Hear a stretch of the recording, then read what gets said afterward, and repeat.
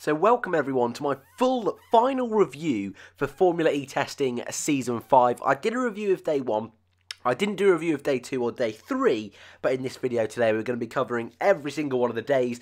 In-depth review looking at all the teams and drivers and who I think is going to be on top come December 15th for the first race of the season 5 championship. If you haven't seen the other day's video where we did a little review of test 1, you might want to quickly go back and look at that, mainly because I'll gloss over session 1 a little bit, and we spoke about drivers like Pascal Wehrlein coming into Formula E, Stoffel van Dorn, and Felipe Massa. But the idea behind this is that you guys want to know more about Formula E.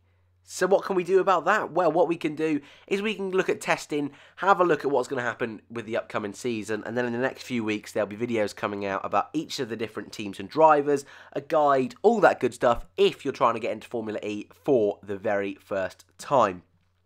But let's crack on then with the details from each session. So starting here then with the very first session, not only did this give us a chance to finally look at these beautiful looking Gen 2 cars, there's the HWA car there on screen, but it also gave us a chance to test out what these cars are going to be like this season. As you can see, times on screens now, the BMW Andretti's looking very strong with Sims and Da Costa 1 and 2. And you know what?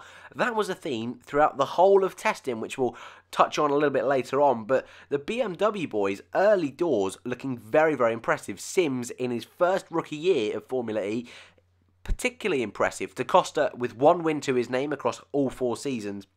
He's been okay, not the best driver, but it looks like this year is the first real year he's going to have a car to challenge. So that's something really interesting to look out for. But already, there you go, they're on screen now. Sims again, top in the times. Lotterer second, Da Costa third, De Grassi fourth. So a first and third again for BMW. Very impressive. So they definitely, in this early part of the season, bear in mind as well, there's still a lot of testing behind closed doors within off-track situations to be done.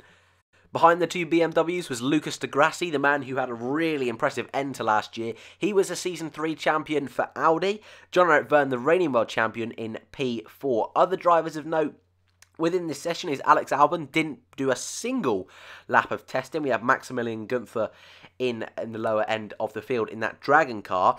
But apart from that, nothing too crazy went on in this very first session. Like I said, we've already spoke quite a bit in depth about this first session. The morning session of day 1 this was, and this session coming up in a second, the afternoon session. But, as I mentioned there, there's a theme throughout the whole of testing, and look at those BMW boys again. They're going to be coming up on your screen any second now.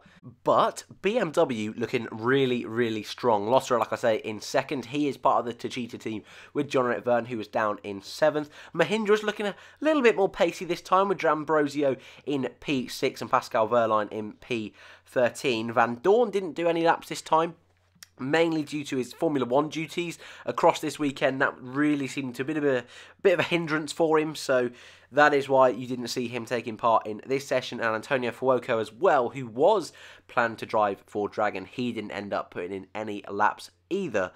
Right, let's move on to day 2 then. I've not spoke about day 2 whatsoever, so that will hopefully mean I can give you a little bit more of an insight into what was going on with that session. That being said, surprise, surprise, who was on top again? The BMW boys. I really can't say it enough. Andretti, throughout their time in Formula E, they're BMW Andretti this year, so Andretti committing with this BMW partnership and BMW committing to Formula E, they've not been a top running team, so that is why this year it's such a massive surprise. Even though BMW are one of the leading manufacturers for electric cars, along with Nissan, but even Nissan in these tests aren't really that impressive. So that's why this BMW partnership is absolutely godsmacking. It's just incredible to see where they've come from and where they're going. You can tell I'm really happy about it. But Jean-Eric Vergne, I'll quickly go through the rest of them because, you know, there are other people in Formula E. Jean-Eric Vergne was P2 in the second day of testing in the session 1, the morning session. Felipe Massa, he was doing a particularly impressive job in this second session. with a P5, and his teammate Eduardo Mortara P6. Those two both racing for Venturi. Pascal Wehrlein in 7th, and Van Dorn finally getting a bit more testing down in P13. But you know what? I think a lot of people in Formula E this year, I know a lot of you guys watching these videos, I know my Test 1 video is by far the most watched Formula E video this year, so it's great to see more people are slowly getting into the sport.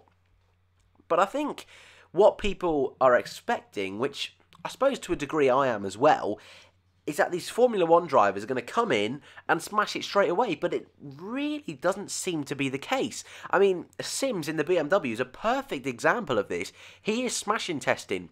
I mean, as the ones we've seen so far, he is smashing testing. He's never been in a Formula E car before. And yet you've got guys like Van Dorn who, yes, let's be honest, he's had a difficult week of testing, jumping from an F1 car back to a Formula E car, back to an F1 car in the simulator. It's been a little bit carnage for him. But Pascal Wehrlein, he's another great example. Pretty solid Formula 1 driver. You expect him to come into Formula E and run away with it. But that really doesn't seem to be the case. Mahindra last year is who Wehrlein's driving for this year.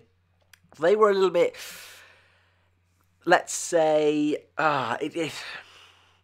unprepared, let's say, for a title fight. Because last year, Mahindra had Felix Rosenqvist in the car, who at the time I thought was the best driver in Formula E. I really did.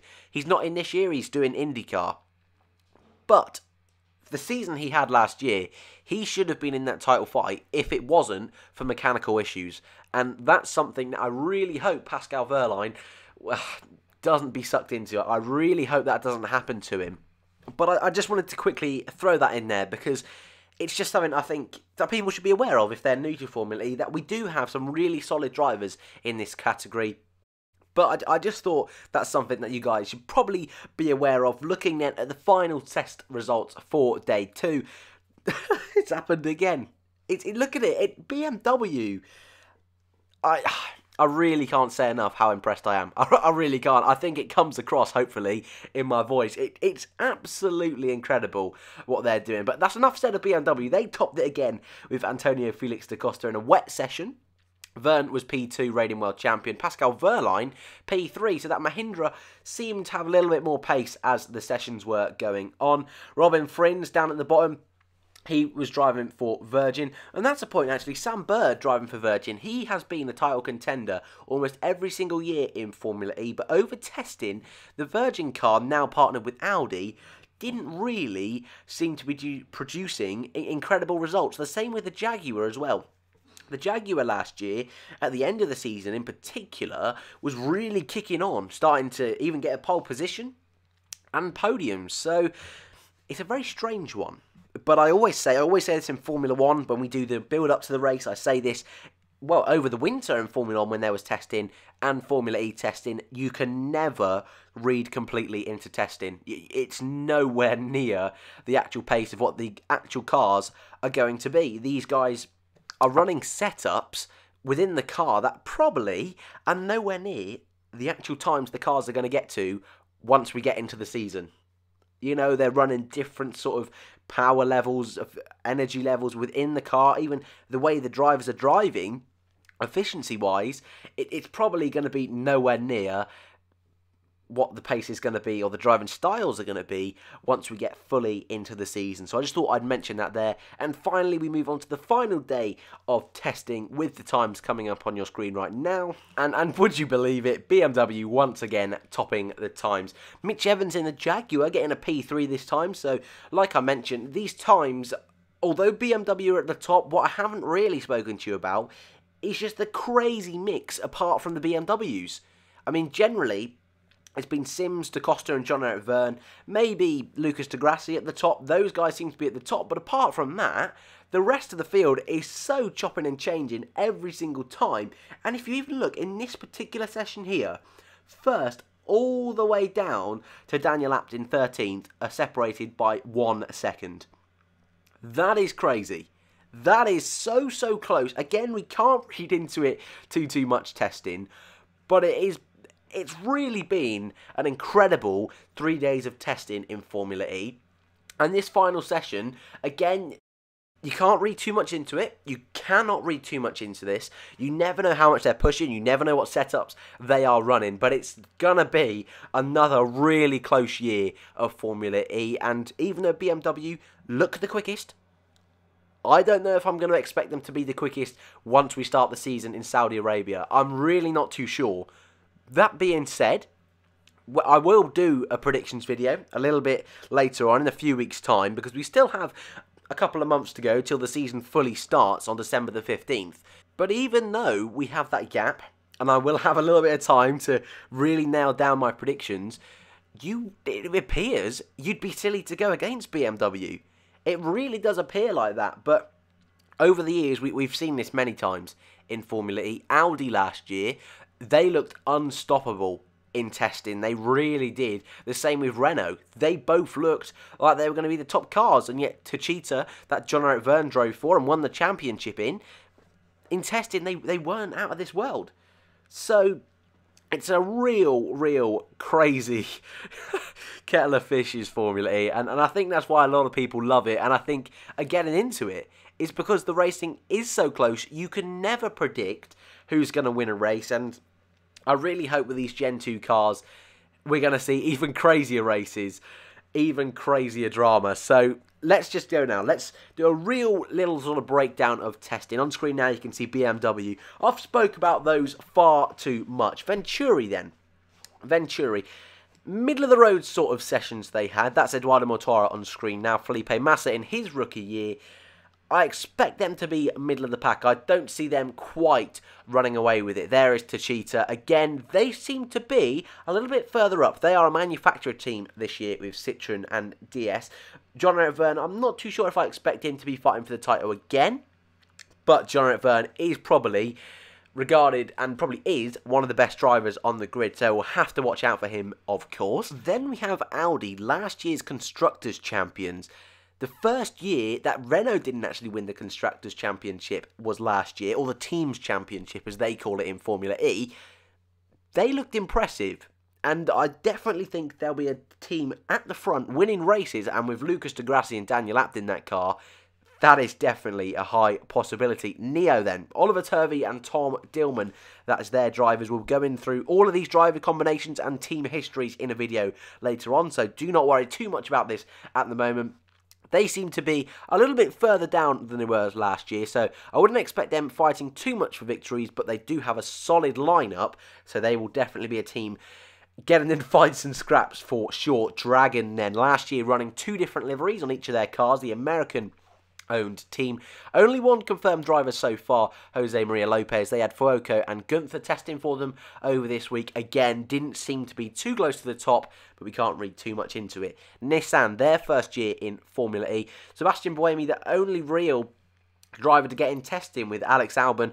With this Formula E contract, the Formula 1 contract and Formula E contract negotiations going on with Toro Rosso, that's been a real hindrance for Nissan, who unfortunately have only had 2 drivers running on the final day, which was Ollie Rowland, someone who I really enjoyed watching in Formula 2, current Formula 1 Williams sort of young driver, test driver sort of role at the moment. So it looks like he might be slotting in for that second Nissan seat for the rest of the year. But for them, considering they've sort of bought out the Renault team, they've sort of just replaced Renault, got all their drivers, team, staff, pretty much the same exact team, it looks a little bit of a shaky situation at the moment at Nissan, and for sure for me they're going to be a team that I sort of really struggle to place on the grid, because you'd expect them to be near the front, but then we all thought that last year, but Buemi was his first year, despite Sebastian Buemi having the most wins in Formula E history, didn't win at all last year. So it's a difficult one to call for sure. Jaguar again, at this sort of stage, I wouldn't say they're going to be real title contenders again this year, but podium contenders, yeah, I can see that happening for sure. Piquet Jr., their arguably first driver, Season 1 world champion. He was obviously ex-Renault Formula 1 driver. And they have Mitch Evans, who performed particularly well in Formula 2, as it was known at the time, GP2. He is definitely a driver that is one of my preferred and favourites on the grid. Mahindra then, Jerome D'Ambrosio, ex-Lotus Formula 1 driver, and Pascal Wehrlein. This is definitely a team that I wasn't too interested in the past, but having an ex-Lotus driver and Pascal Wehrlein, someone who I really loved in Formula 1, for sure, they're going to be on my radar once again this year. And once again, they look like a team that could be more of a specialty track sort of team. Occasionally right on the ball, occasionally not. So they're going to be a team to really look out for. Virgin Envision Racing, a real disappointing testing, I would say. This matte finish on their livery looks really nice this year. It's probably one of my favourites of all the liveries. But it doesn't seem to be quite going their way.